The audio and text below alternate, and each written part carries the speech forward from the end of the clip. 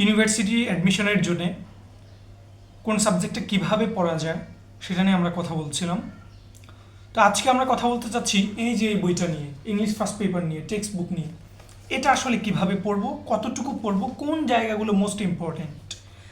দেখো, অনেকেই এই বইটাকে খুব নেগলেক্ট করে যে এটা পড়ে কী হবে আসলে, বিশেষ করে ইন্টারের টাইমে তো এটা কেউ মানে ধরে বলে মনে হয় না।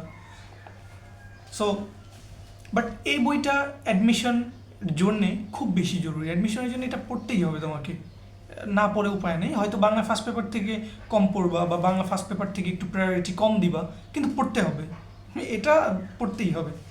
সো দেখো, প্রথমত তোমার যে কাজগুলো করতে হবে, এই বইয়ের মধ্যে অনেকগুলো পোয়েমস আছে, মাঝে আছে, শেষে আছে, আচ্ছা শুরুতে খুব একটা নেই, বাট দু একটা আছে। সো যেখানেই থাকুক না কেন, একেবারে বইয়ের ফার্স্ট টু লাস্ট প্রত্যেকটা পোয়েম খুব ভালো করে পড়বা। এটা রাইটারকে, পোয়েটকে, তারপর হলো যে ধরো পোয়েটের কোনো উপাধি আছে কিনা, পোয়েটের ন্যাশনালিটিটা কিন্তু পড়তে হবে। কে ব্রিটিশ, কে আমেরিকান, কে কোন মানে যে সাহিত্যের পিরিয়ড আছে, কোন পিরিয়ডের সে। সো এই জিনিসগুলো পড়তে হবে, এবং এটা কিন্তু তুমি বাইরের কোনো বই থেকে প্রয়োজন নাই। এই বইয়ে যতটুকু আছে টেক্সটে ততটুকুই, এর বাইরে তোমার কোনো দরকার নেই। দেন তোমার কাজ হলো, পোয়েমের মধ্যে অনেকগুলো লিটারারি ডিভাইস আছে, কোনটা মেটাফোর, কোনটা সিমিলি, কোনটা অক্সিমরন, এই জায়গাগুলো তোমার এক্সাম্পল সহ ক্লিয়ার করে ফেলবা। তারপর এই বইয়ের যতগুলো টেক্সট আছে, গদ্য আছে, এই গদ্যগুলো ভালো করে পড়বা। এখান থেকে ফ্রেজাল ভার্ব, ইডিয়ামস এবং গ্রামাটিক্যাল, যেমন কোনটা জিরান্ড, কোনটা পার্টিসিপল, এই জিনিসগুলো ক্লিয়ার করবা। আর যেটা সবচেয়ে বেশি সিগনিফিক্যান্ট সেটা হলো এখানকার কোন ধরো ওয়ার্ড আছে যেগুলো খুবই খুবই মানে তোমার কাছে স্ট্রেঞ্জ লাগছে, তুমি এগুলোর অর্থ জানো না, দেখলাই জীবনে ফার্স্ট, এগুলোকে তুমি রেড পেন দিয়ে মার্ক করবা। মার্ক করে এটার তিনটা অ্যান্টোনিম, তিনটা সিনোনিম শিখবা।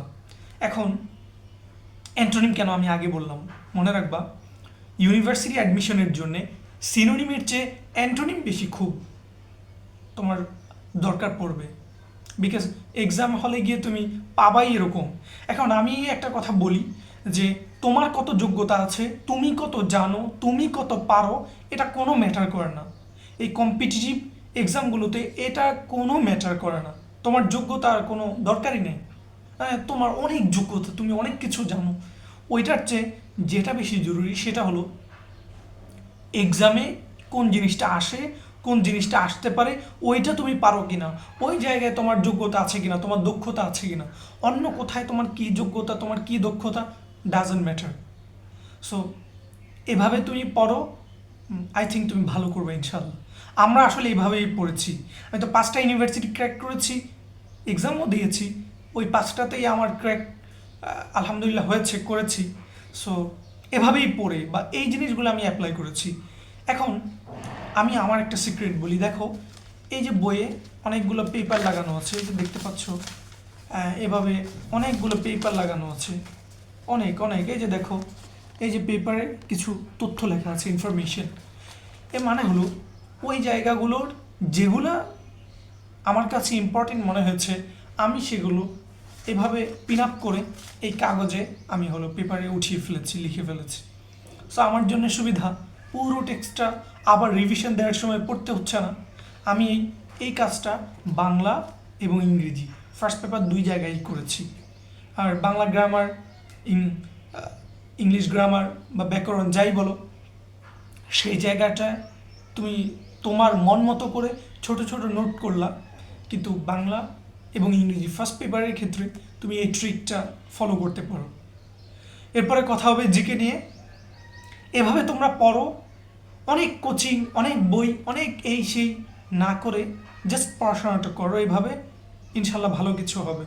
আর মনে করবো না যে আমি ইন্টার পরীক্ষা শেষ করে বোর্ড পরীক্ষা দিয়ে তারপরে হলো যে আমি অ্যাডমিশনের জন্য পড়াশোনা শুরু করে অনেক কিছু করে ফেলবো, ব্যাপারটা এরকম না। কিন্তু অ্যাডমিশনের জন্যে অনেক পড়তে হয় না, কিন্তু কিছুটা দিন সময় দিতে হয়, এটা মাথায় রাখবা। হুট করে সব হয়ে যায় না। আবার অনেক বেশি 10 ঘন্টা, 12 ঘন্টা, 15 ঘন্টা এত পড়াশোনা করতে হয় না। আমি এরপরে হয়তো ভিডিও বানাবো যে তোমরা আসলে কতটুকু পড়বা, কত সময়। তোমরা অনেক প্রশ্ন করো যে ভাই আসলে কত ঘন্টা পড়লে হয়ে যাবে, কত ঘন্টা পড়বো। ঘন্টা ডাজন্ট ম্যাটার, তুমি কত আওয়ার পড়লাও এটা কোনো ম্যাটার করে না। ওকে, এই স্ট্র্যাটেজিগুলো তোমরা ফলো করো, ইনশাল্লাহ ভালো করবা।